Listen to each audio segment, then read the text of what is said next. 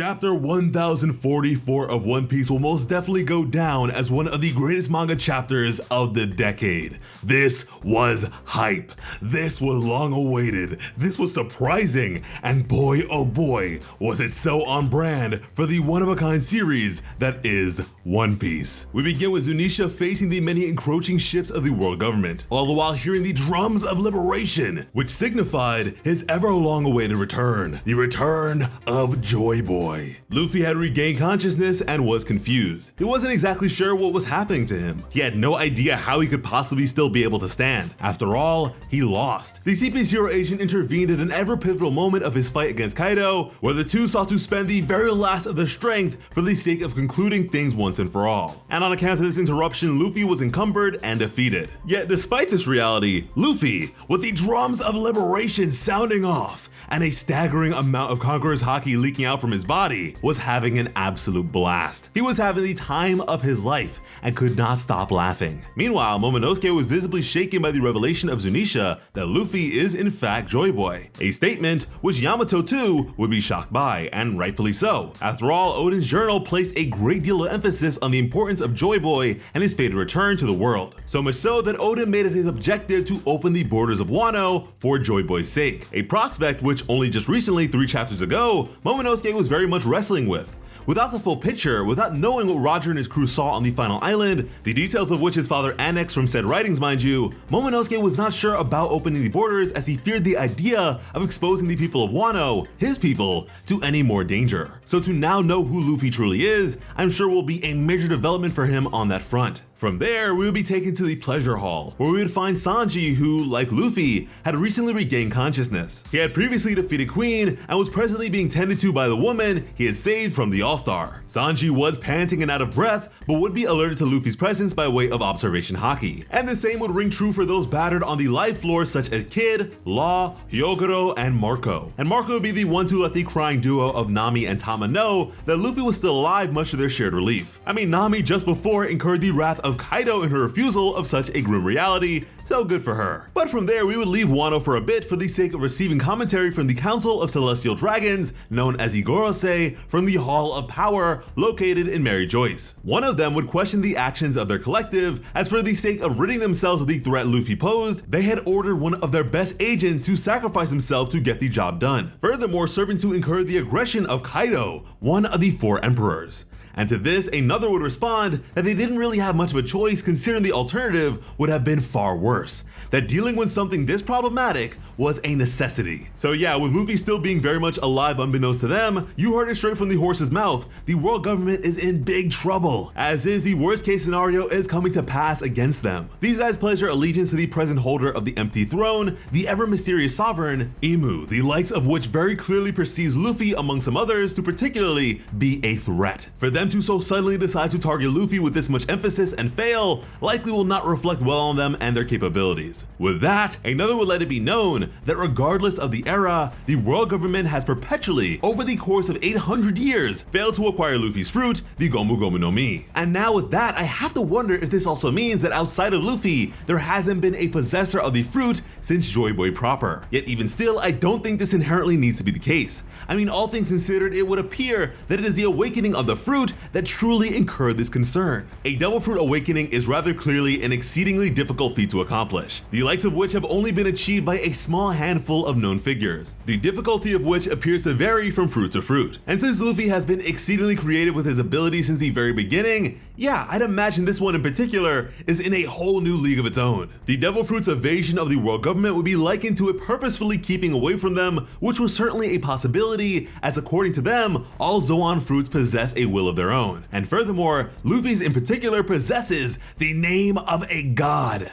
And here's where things get even crazier. The Gomu Gomu no Mi name has been a cover all along, as in reality, as if it being a Zoan type fruit instead of a Paramecia was not shocking enough, it is actually a mythical Zoan fruit, the Hito Hito no Mi, which is a human fruit, the very same possessed by a fellow Straw Hat, Chopper, but this one is modeled Nika, which is only made that much crazier when you remember that the sun god Nika, according to Who's Who, was a legendary liberator of slaves. Now, the last time the world government got a hold of the fruit was when Who's Who was a cipher pole agent and was in charge of transporting it, only to then be raided by the likes of Shanks, losing the fruit, and furthermore being imprisoned by the world government for his failure. And that's despite his history with the world government and him having potential that rival the likes of Rob Lucci. What was likely an attempt to sweep the incident and, more importantly, the importance of the fruit under the rug. The world government largely seeks to control the narrative and spread of information, and so feigning indifference in regards to what is otherwise a generational concern of theirs, along with the unadulterated records of the past inscribed on the poneglyphs,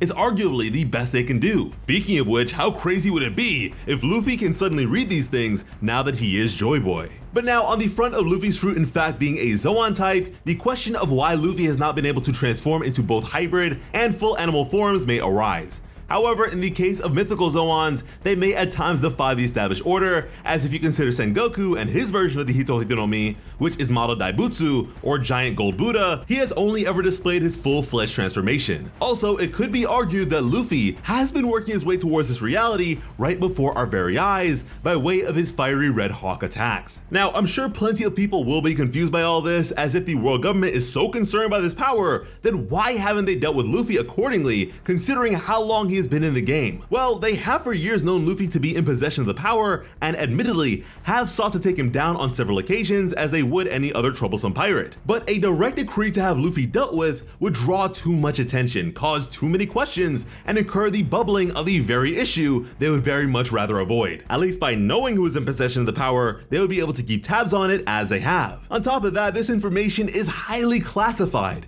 to the point where even the upper echelon of the Marines have no idea about its true capabilities. I mean, how could they? Such a truth would undermine hundreds of years of rulership. But obviously, with Luffy achieving greater and greater feats of strength, even now going blow for blow against some of the most powerful figures in the world, the threat of him achieving the true power of the fruit has become too great to be ignored. In fact, it's more than likely that the pirate Shanks sought to discuss with them during the reverie was Luffy, and the increased concerns of him awakening such a power. I don't think I'd be able to cope with Shanks being a rat or anything, so I'm just gonna cling onto the hope that he has an even grander agenda beyond this, that is to blame for such transgressions. And now mind you, I don't for a second believe that Shanks is the one who has informed the Five Elders about the fruit's true capabilities, as they seem to instead possess a long-standing understanding of this truth, enough to even have its name changed to something else, which is straight up unheard of. Killing Luffy in such a way in front of Kaido of all people, who most definitely longs to be Joy Boy himself, would no doubt raise some eyebrows, but ideally, the world government would mostly be able to wipe the slate clean, stalling the issue that is Joy Boy for ages more. But again, Luffy is alive, and when that is found out by the world government when he emerges victorious, the secret will be out. And so, there will be no reason for them to not go full throttle and expend every power they have to stop him on his quest. He will become public enemy number one, and conveniently, they'll be able to spin it that Luffy is an Emperor Thrasher, having taken down the invincible Kaido, along with having the men who had defeated Big Mom as his allies. I mean, do you remember how big of a deal Kaido and Big Mom teaming up was for the Marines? Not to mention the fact that Luffy would now have an unknown military force behind him by way of Wano's samurai, which the world government has been avoiding for ages, like they have with the other races and their respective regions, such as the giants in Elbaf or the fishmen of Fishman Island.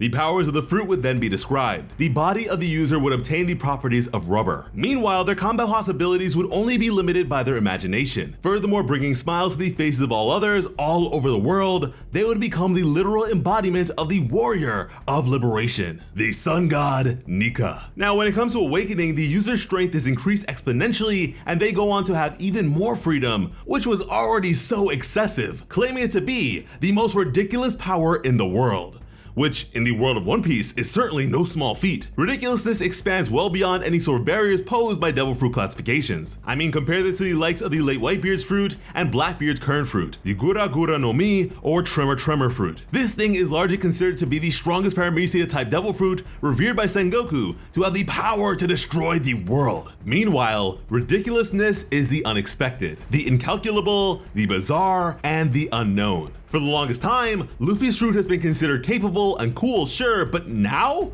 Now we know for a fact it is something to be feared itself, because there is nothing more unsettling than the unknown. From this point, we would make our way back to Wano, and this time within the treasure repository with Orochi and Hiyori. Orochi, the snaking worm, would say anything possible to appease Hiyori for the sake of her aid. He'd speak of admiring the Leoden whom he had betrayed, claiming all the bad to in fact be Kaido's doing, as he was merely a pawn being used. He'd speak of the two running away together, as Hiyori would continue to strum her instrument, responding with the fact that after disgracing himself by deceiving a samurai to whom he owed everything, nobody would ever trust him. Meanwhile, her father kept his promises. For 5 dreadful years, he paraded himself as a fool before the people of Wano, believing the tyrants to eventually honor the agreement they made in secret in regards to the liberation of Wano. Doing all of which and never telling his own family. Hiyori expressed a great pride in her father's legacy and character, as he still expected his enemies to keep their word and allow his people to live so long as he withstood being boiled alive for an hour. Despite it all, a smile never left her father's face. The suffering he endured was unfathomable to her. A heavy burden he was made to bear all by his lonesome. The tears would begin to escape the kitsune mask of Hiyori as she shook from the sheer emotion to follow such a recollection. She would remember her father consoling her while she cried as a child. At the time, she wondered if he was truly fine with the terrible things people were saying about him, which with a massive smile, Odin would let it be known that he was. And that's because he had his family and those he held so dear. And hearing this, Hiyori too would begin to smile and happily proclaim that she would always be there for her father. Now, Orochi of course didn't really care about what Hiyori was saying at all. He simply wanted to survive this situation, and so he would agree with how wonderful Odin was and would promise her that as a shogun, he would make sure to honor the legacy of her father. Hiyori would not respond at first, but would have her mask clatter to the ground before her, much to the fear of Orochi. With a stream of tears running down her face, Hiyori would reprimand the despicable bottom feeder and declare her name to be Kozuki Hiyori. She would express the overwhelming pride she felt in carrying the name of her father, even when she was starving and wearing rags. Meanwhile, Orochi, even with the status of shogun, never had any semblance of honor. That every day he occupied the position was one too many. That during his time, countless people had lost their lives. And man, Orochi was thoroughly terrified here. He would beg her to hold on a moment as she was no longer sitting, telling her to not do something that she would later regret. And he would, ironically enough, say that seeking revenge is a dated ideology, which is rich coming from the guy who indiscriminately punished all the people of Wano on account of his family's persecution when he was a boy. Orochi would also say that killing him would be pointless anyways, since Kaido was still an issue and he was unbeatable. Orochi is like Usopp with none of the charm or redeeming qualities. At this point though, Kazenbo, the final gambit of Kanjuro, would inch its way towards Orochi, calling out to him and admitting its failure. Its power was very clearly waning and on the verge of concluding. Orochi was delighted to see this thing, stating that this was the perfect place for Kanjuro's final performance. He'd commanded to incinerate Hiyori immediately, all the while taunting her after only just kissing up to her. However, the creature would instead call out to his leader and continue to approach,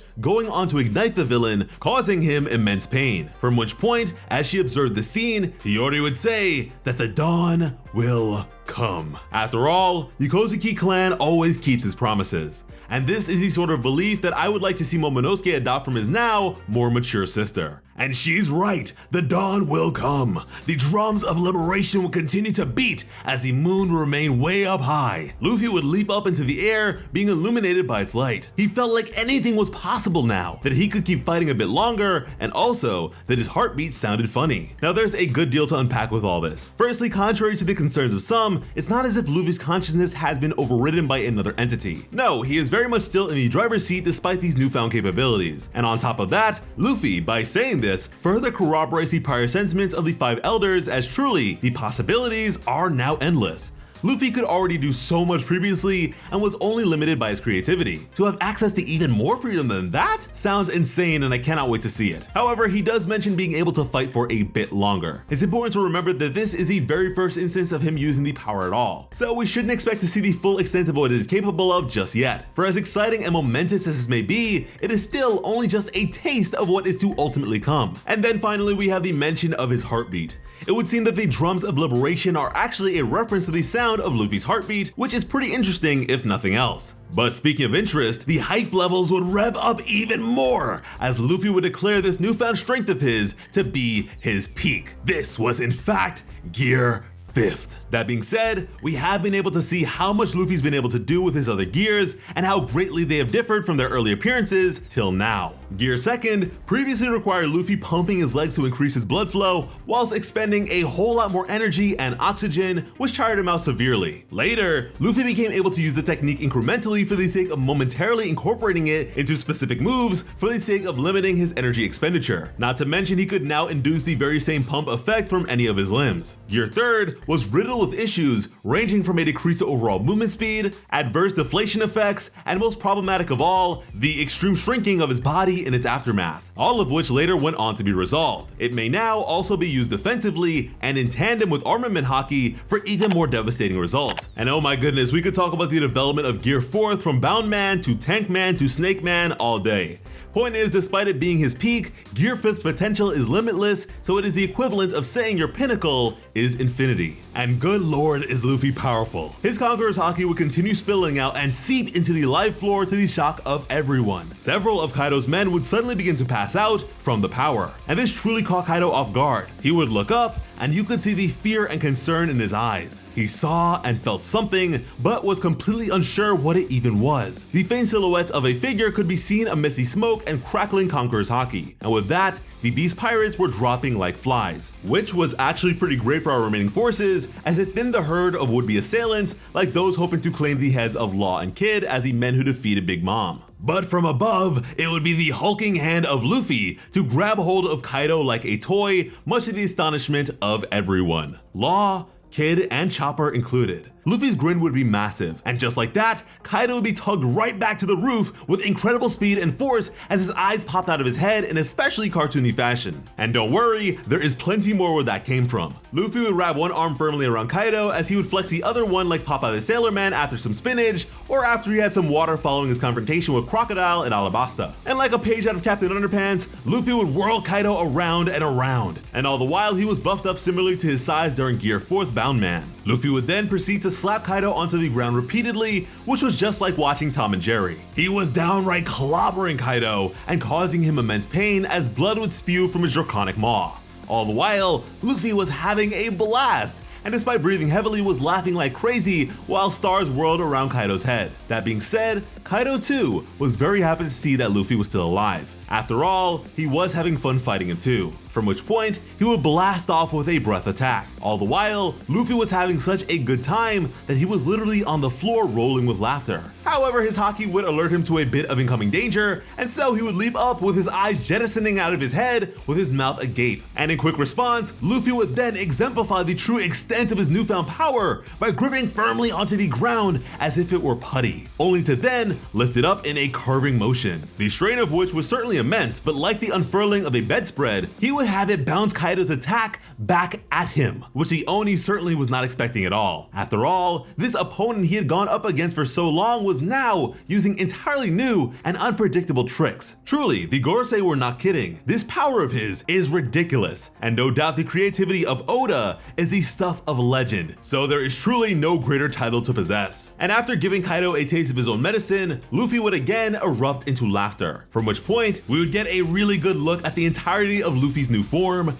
Gear 5th. And it is so cool. This man's hair is fiery, his shirt appears to have changed color since it is no longer colored in with dark tones and is instead kept light, not to mention what are perhaps like nimbus clouds lining his body. Oda somehow managed to create a cross between Sun Wukong and classic slapstick cartoons and have it be one of the most hype reveals in shonen history. This is just perfect and truly encapsulates the ridiculousness of not only the power, but the entirety of One Piece. And something that truly warms my heart is the fact that the final words of the late Whitebeard only ring true that much more now. At the time, Whitebeard not only let it be known that Blackbeard is not the man Roger was waiting for, that he is not Joy Boy, but in the very next line, he proclaimed that just like there are those who have inherited Roger's will, someone will eventually do the very same for his son Ace. That you can sever bloodlines all you want like the Marines sought to do by killing the son of the Pirate King, but their flames will never be extinguished. Emphasis on flames. That such a reality has been passed down since since ancient times, that one day, sometime,